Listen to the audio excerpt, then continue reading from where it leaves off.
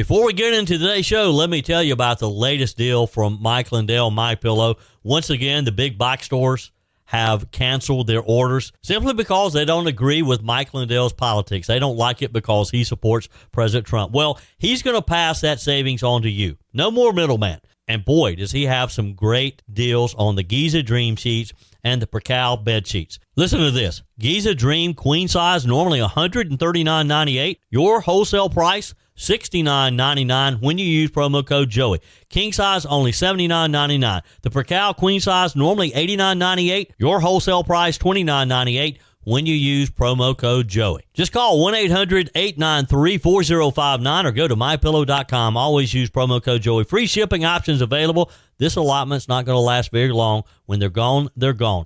MyPillow.com, promo code Joey. Thanks for joining me in the PhD Weight Loss and Nutrition Studios. To lose weight for the last time, visit myphdweightloss.com. Even after the Supreme Court has tried to rein in federal judges recently, an Obama-appointed judge struck down a Trump order preventing asylum requests and protections for illegal immigrants entering our country. We have the full story for you. Paramount Global and CBS have agreed to pay President Donald Trump a sum that could reach north of $30 million to settle the president's election interference lawsuit against the network. We have those details in today's show as well. And a transgender identifying athlete won a national cycling championship event sanctioned by USA Cycling and has biological women who competed asking when this lunacy is going to stop. One of the 9 candidates running for sheriff in Spartanburg County will not attend a debate sponsored by the county GOP after seeing that the party chairman called potential attendees of a free debate as hot, sweaty people too cheap to purchase a ticket. By the way, I'll be moderating the free debate with my colleague Tara Savacious on July 31st. I told you we'd be back. And ye shall know the truth, and the truth shall make you free. It's Joey Hudson. I wanted to name it the Joey Hudson bill, but, you know, they don't allow you to put names on bills. But I wanted to call it the Joey Hudson bill because I know that one's been near and dear to you for a number of years. That's how it's done. Let your voice be heard. And the truth shall set you free. Here's Joey Hudson.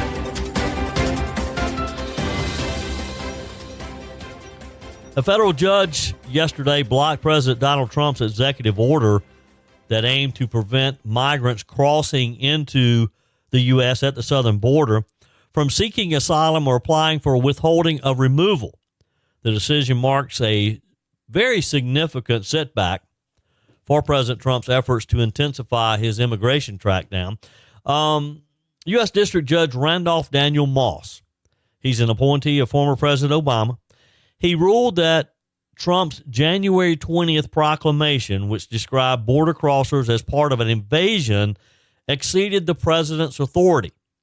Moss sided with the American Civil Liberties Union, which had brought suit on behalf of several immigrant rights groups and 13 asylum seekers.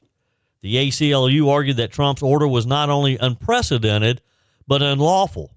Judge Moss seemed to agree, writing in his 128-page opinion that President Trump lacks the inherent constitutional authority to override federal statutes regulating asylum and removal procedures.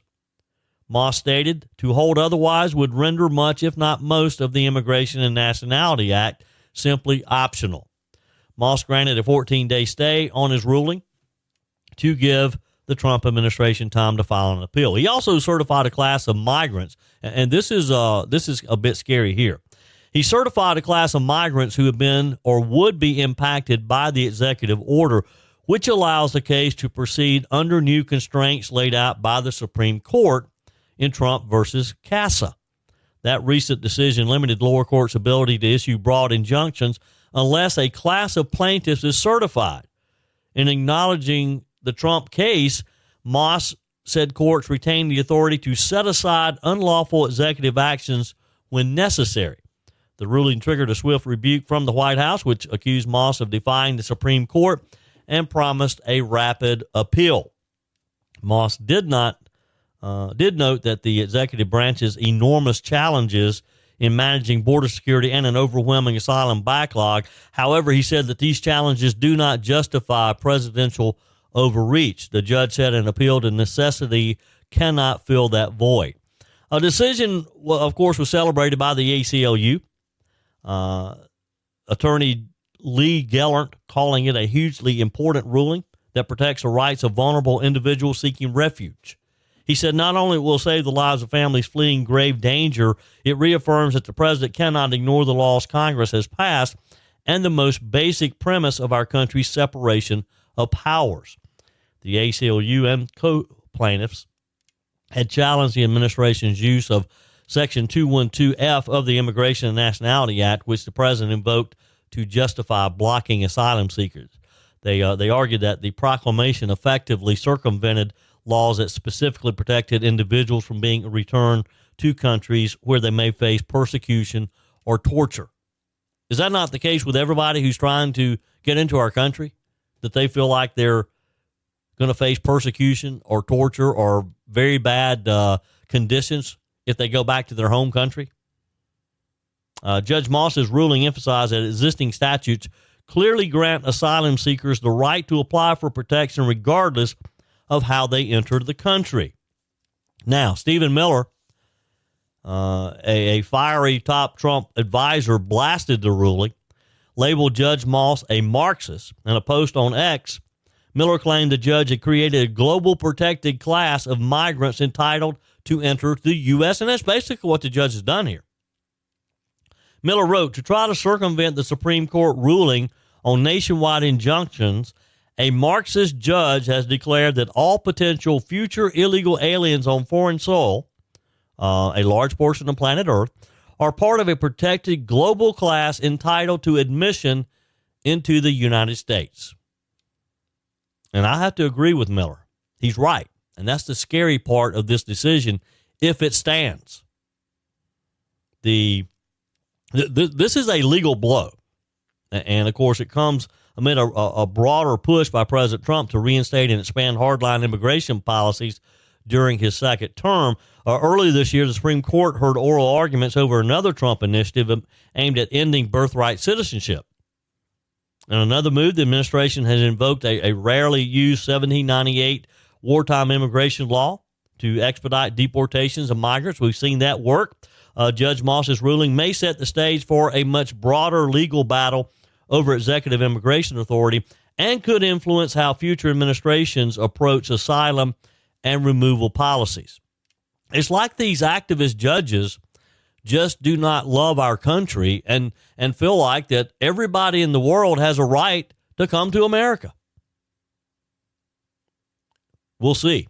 We'll see what, because the administration is going to appeal this. It could make its way to the Supreme Court, and we could get an expedited ruling from the Supreme Court. I don't think they're going to go along with this, not after they just, last week ruled that these district judges are overreaching their authority with all of these injunctions that we've seen in the 6 months that the president has been back in the White House. Another case that we've been watching, the family of the Colorado terror suspect who a few weeks ago injured the 8 Israeli hostage supporters. He had the homemade firebombs. A federal judge ruled yesterday that his family can be deported. Now, you may recall that his family had been apprehended soon after he committed this horrible crime. U.S. District Judge Orlando Garcia dismissed Mohammed Sabri Solomon's family's legal challenge to their deportation, stating that the Trump administration has conducted normal and legal removal proceedings. Solomon's wife and 5 children had sued to prevent expedited removal proceedings, but the judge ruled he lacks jurisdiction to grant petitioners the relief they seek. Garcia's decision superseded another court's ruling last month when the Biden-appointed U.S. District Judge Gordon Gallagher slammed the brakes on the Trump administration's attempt to deport Solomon's family. Solomon, 45, and his family moved to the U.S. from Egypt in 2022, but both his work authorization and tourist visas have expired. so they have no right to be here. Charges against this man include 12 federal hate crime charges, and state charges included 2 counts of first-degree murder. The June 1st attack in Boulder, Colorado, showed the 45-year-old screaming "Free Palestine" and calling for death to Zionists as he tossed Molotov cocktails and sprayed homemade flamethrowers. 8 victims, 4 men, 3 women, between 52 and 88 years old, were hospitalized with burn injuries as a result of Solomon's attack. 21 others suffered injuries but were not hospitalized. Those victims were supporting Run for Their Lives in support of Israeli hostages captured by the terrorist group Hamas. Solomon was arrested at the scene. His wife and 5 children were taken into ICE custody shortly after the attack. Karen Diamond, 82, died earlier this week as a result of burns that she suffered allegedly at the hands of Solomon. So at least one judge has a little bit of common sense and is going to allow this family to be deported immediately. Joey Hudson here. America is facing a health crisis, and the answer isn't more meds. I lost over 30 pounds on the PhD weight loss plan without Ozempic or any weight loss shots. Don't settle for a lifetime of medication. GLP-1 injections like Ozempic help some people lose weight, but they come with side effects, high cost, and most gain it back when they stop. At PhD Weight Loss, we reveal Big Pharma's big secret. Your body already makes GLP-1, the appetite-fighting hormone. Our program helps your body make it naturally so you'll drop the pounds faster. With the PhD method, no side effects, no long-term risk, no rebound weight gain, just natural, lasting results, all without hunger or cravings. Right now, get a free body scan and personalized metabolic assessment. Discover your body's true potential without a shot. It's free and gives you the keys to your personalized plan. Do like I did and don't trade your health for a quick fix. Call now at 864-644-1900. That's 864-644-1900 or visit myphdweightloss.com, myphdweightloss.com. The mainstream media would love to sweep this story under the rug. President Donald J. Trump just scored another major win for himself and for the American people. And this time, the loser is CBS News, a pillar of the liberal media machine. Now, let's be clear here. This isn't just a legal victory. It's a symbolic blow to the empire of deceit that has passed for journalism in this country for decades now. This is a massive settlement, upwards of $30 million, depending on who you ask, paid by CBS and Paramount Global to settle President Trump's lawsuit alleging election interference during the 2024 presidential race. So what happened? CBS aired a now infamous 60 Minutes interview with Kamala Harris during early voting. You probably remember it. The interview was edited, and not just for time. The edited version hid a word salad of an answer from Harris, who was famous for that could have hurt her campaign big time. So they decided to clean it up for her. They aired one version of her response on Face the Nation and a different version during primetime, which got a lot of people's attention. CBS says both clips were part of the same answer. But when you see the raw footage, you realize that they sliced it, diced it, and served it up in a way that helped the Democrat ticket, or at least they thought it would help. Now, that's not journalism. That's controlling the narrative. That's manipulation. And as Donald Trump said, that's election interference, and enough is enough. He lost a $20 billion lawsuit against CBS, calling them out for election interference and misleading the American people. And CBS blinked first. They're paying $16 million up front, covering legal fees and contributions to President Trump's future presidential library or any other charitable causes that he deems fit. Yes, Trump gets to decide how to use it. There's also a potential mid-8-figure allocation, which could be valued at tens of millions more, for conservative-themed ads, PSAs, and other transmissions to be aired by CBS. Now, CBS can spin this any way they want, but this is President Trump forcing the media to promote conservative values. It's just that simple. The settlement also includes what's being called the Trump rule. From now on, CBS must release full, unedited transcripts of any presidential candidate interviews. No more selectively editing sound bites. No more hiding embarrassing moments for Democrats.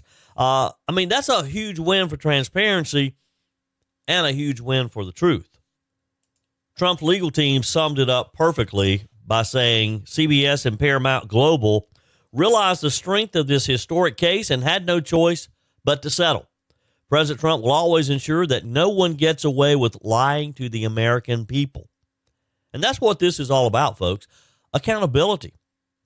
For decades, networks like CBS, and you name it, have shaped elections by controlling what voters see and hear. That's very powerful.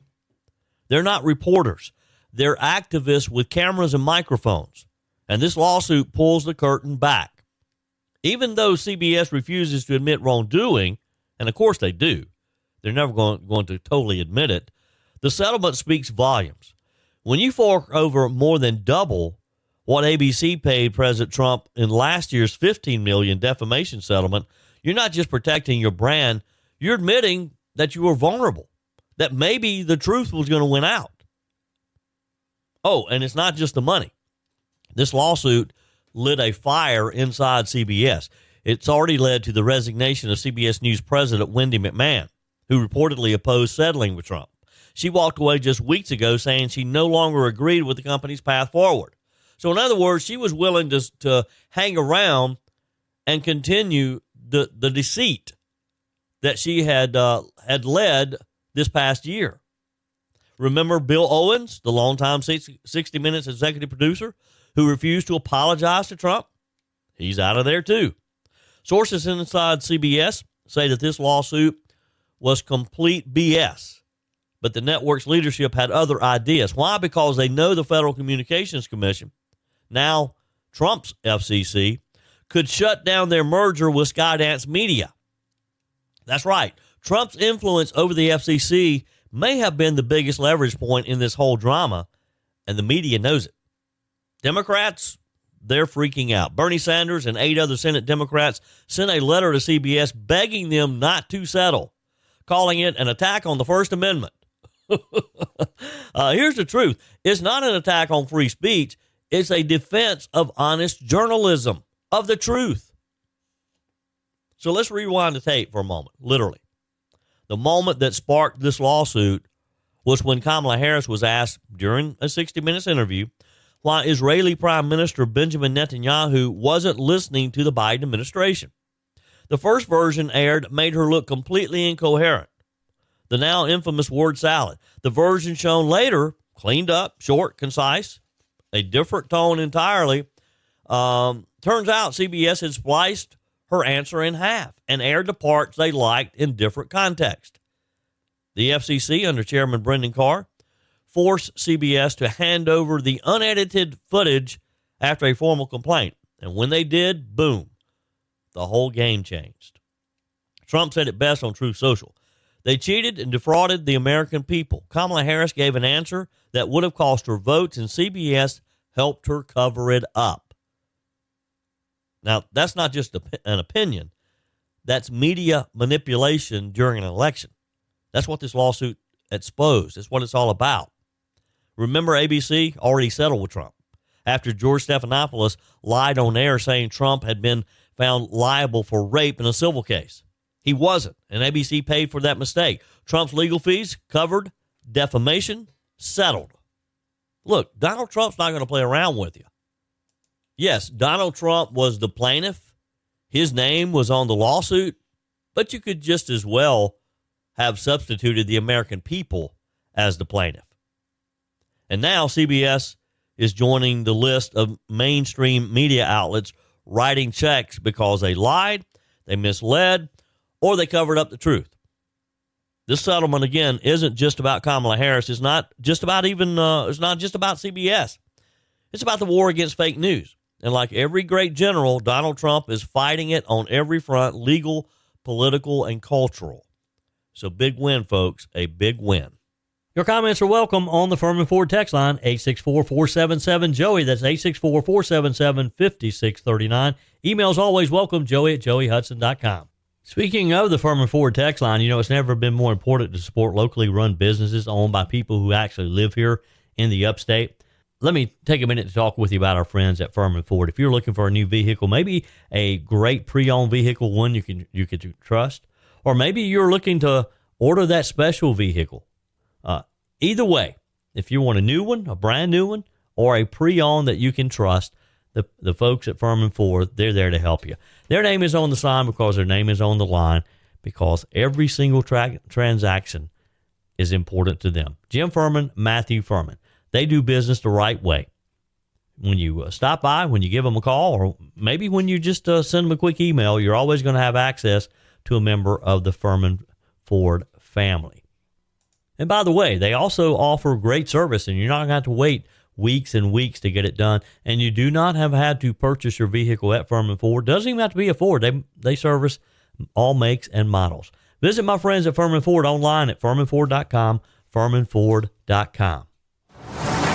With the recent resignation of Spartanburg County Sheriff Chuck Wright, a special election is set for November, with the primaries being held on August the 5th. There's a crowded field of candidates, and we hope to be talking with each between now and the primary. Of course, News Talk 98.9 WORD, the voice of the Carolinas, will be partnering with the 4th District Republican Club for a free debate on July the 31st, beginning at 6:45 at High Point Academy in Spartanburg. So mark your calendars and plan to join us. My colleague Tara Savacious will join me in moderating this forum. And on that note, there's been some discussion about the debate that has created quite the discussion. Evidently, the Spartanburg GOP chairman is not too pleased with the fact that we are offering this forum for free. In a recent post, Frank Tiller had this to say, and I'm reading directly from the post. Can you imagine who will show up at a free debate? Hot, sweaty people, too cheap to purchase a ticket. Maybe they hope to see a knockdown, drag-out, all-star wrestling event at their debate. Jerry Springer style, in parentheses. In your face is not our style. People can choose. Maybe we air our recorded forum the same time as their debate. I think he meant to say recorded forum. So that was the post from Frank Tiller. That statement has led to a lot of discussion, and it's led to at least one candidate to withdraw from a debate being sponsored by the Spartanburg County Republican Party. And he joins us on our guest line today, Adam Crisp. Welcome, Adam. How are you? Hey, Joey, doing well. Thank you for having me. Well, thank you for your time. And I want to get to some of the important issues and why you're running for sheriff. But first, let's talk about your decision not to participate in the Spartanburg GOP debate. How did you come to that decision? I read your release, I read your letter, and talk with us about making that decision. Yeah, so those disparaging comments that came from Chairman Tiller came across my phone probably 2 or 3 days ago. And I've been in discussion with my team about moving forward and not attending that forum due to those comments. So we made a decision today that we would stand on our moral grounds and we would stand for what's right, to let Spartanburg County residents know that we are not condoning that type of behavior. We are going to be hosting a live telethon kind of meet and greet the candidate town hall the same night as the GOP supposed wrestling match that they're going to have. And it's going to host 15,000 voters. So we want to let everyone know that, the sheriff of Spartanburg County is a very important position. And that sheriff does not just support the Republican Party, it supports everybody in the county. So we have to include people who financially can't show up and listen to you have a debate. You have to understand something. The sheriff's office is not for sale. We've already had issues with financial problems and stuff going on within the county. And the last thing we need to add to that is a fee to see a candidate show up, which he's already being funded by taxpayers' dollars. So we thought it was the right thing to do at the right moment to let everyone know where we stand. We stand with the people of Spartanburg County, and we're going to be transparent. We're going to let everybody have the ability to ask questions and hear directly from me instead of having to pay a ticket price to answer 2 questions. Yeah. Yeah, well, Adam, believe me, Tara and I look forward to having you in our free forum open to all Spartanburg County residents, anyone who wants to come and hear the candidates again on July 31st. And now on to the really important issues. And just take a minute, Adam, to talk with our listeners about why you decided to run for sheriff. Yes, so Spartanburg County is in a very difficult time, and we understand that intimately. I'm a father of 5 daughters that go to public schools in Spartanburg County, and it has invested in me the safety of the community as well as my family. I have a long line of law enforcement history with my father and grandfather. My grandfather was Martin Luther King Jr.'s personal bodyguard. My dad rose up to the ranks of chief, and now he does work with the FBI. I was a deputy sheriff. I moved into the private sector, and I'm a political appointed chairman of the Public Safety Committee for Lyman. I've raised police pay 22% since I've been in that leadership role since 2022, which is unheard of in the police field. I think it's the right time for young, energetic, fresh visions to be thrown out into Spartanburg and the old guard be taken away. Spartanburg County is only getting bigger and younger as the days grow, and they need somebody with that same exact passion and that energetic motive to go after crime, be hard on illegal immigrants, and make sure that these deputies know that they're going to be taken care of. These deputies have been dragged through the mud over this situation. Yeah. And I am very sorry that they're going through that, and it's disappointing, but they have to understand something. I have their back 100%, and we're going to be mission-driven to make sure that they understand that they're going to do their job to the fullest, and they're going to be supported 1,000%. Yeah. On our guest line with me this morning, Adam Crisp. His name will be on the ballot in the August 5th Republican primary to fill the seat vacated by Spartanburg County Sheriff Chuck Wright, with the general election being held in November. Adam, obviously, as you mentioned, the Spartanburg County Sheriff's Office is hurting right now. Give us some specifics of what you would do day one as sheriff to start rebuilding that trust. Yeah, so day one, I would institute a panel that goes out into the community and gets what the real people who live in there, not just politicians, but the real people and the real problems that they are fighting against. We'll be able to have town halls with the command staff and myself personally quarterly to make sure people are heard and they understand what we are doing and the initiatives that we're putting forward. But we'll also be transparent every week and give news outlets a way to reach us, and we give the good, the bad, the ugly, or indifference. We're going to tell you exactly what happened that week in Spartanburg County. So transparency will never, ever, ever be something that people think that we're not being. We're going to be accountable. We're going to bring a fresh, energetic, new vision to the sheriff's office. With these deputies only getting younger and younger, they will have to have a young leader to lead them into the future. We're going from day one, we're going to have a 100-day plan of what we effectively are going to do to turn this thing around. Now, these deputies, they don't need to be scared. They don't need to have a lot of tension. I know that's what they're thinking about is my job on the line, this and that.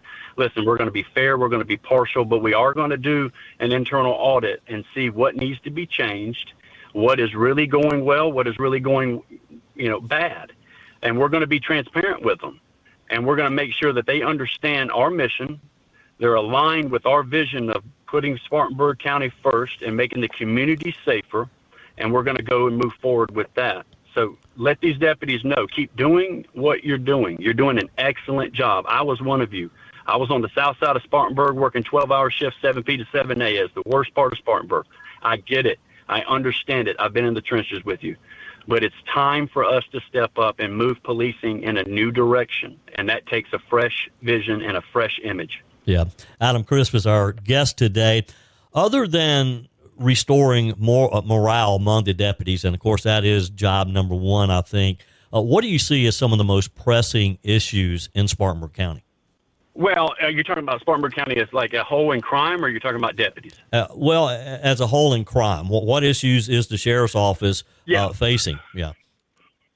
Yeah. So the sheriff's office facing, low deputies coming to work, and that's a pay issue, and other agencies are poaching good officers for better pay, and I get it. That's the market, and that's kind of the society we have to live in. But I have a proven track record. I think I'm the only candidate that is in this race that has a proven track record of getting officer pay raises. Yeah. And I will do the same thing for them. I will fight for county council. I will build relationships that are broken. And when I mean broken, they're shattered between the sheriff's office. But you have to get those relationships back, and they have to understand that you're doing the right thing. And these officers need to be paid a moderate salary so they can raise their family on. That alone will boost morale. Then we will go and get the right officers from other agencies or newcomers coming in, going to the police academy, getting them on the road.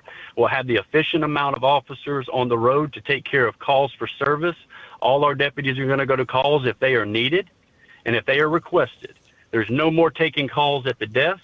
We're going to be seen in the public, and we're going to be nonchalant about being unapologetically the police. We're going to put bad guys in jail, and we're going to treat them equally and fairly and with dignity.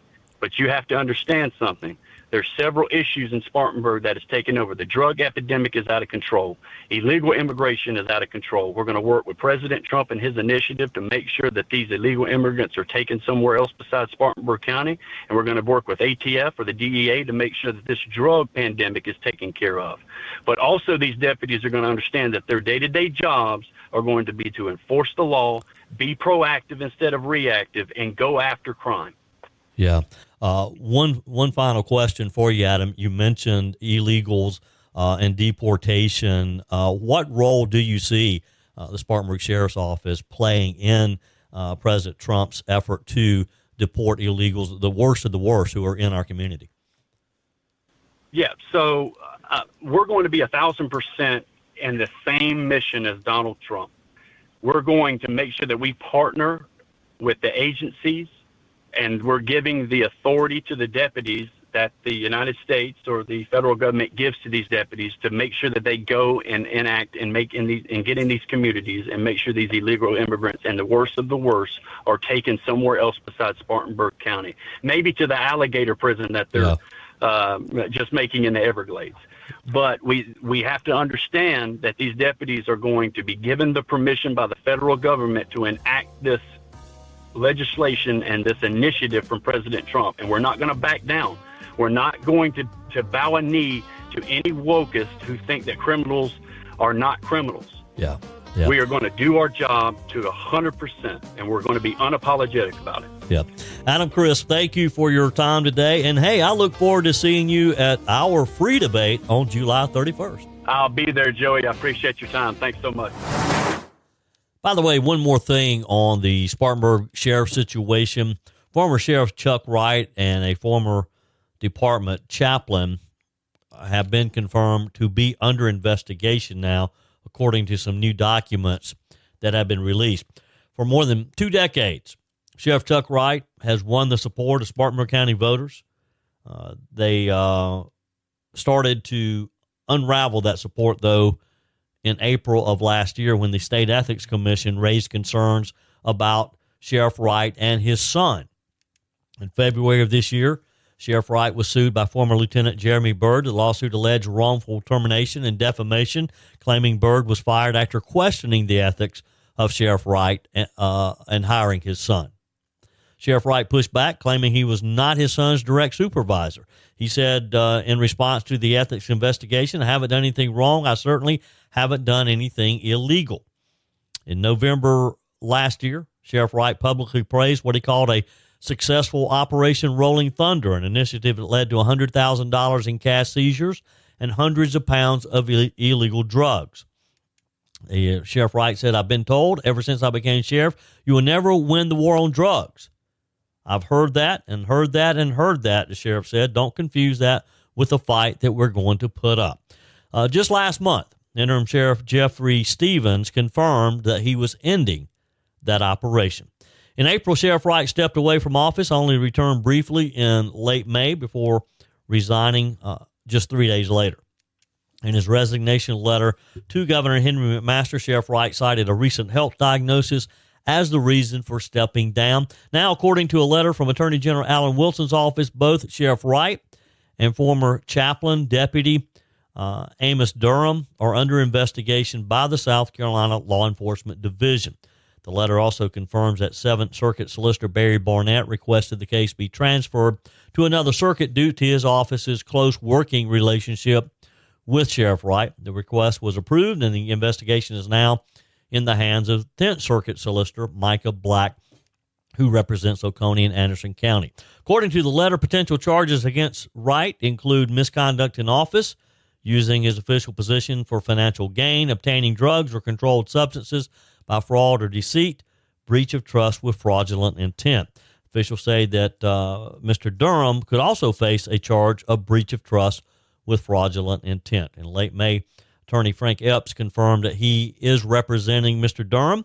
As of now, there's been no confirmation on who is representing, if anyone, former Sheriff Chuck Wright. Transgender identifying athletes back in the news after a transgender identifying athlete won a national cycling championship event sanctioned by USA Cycling.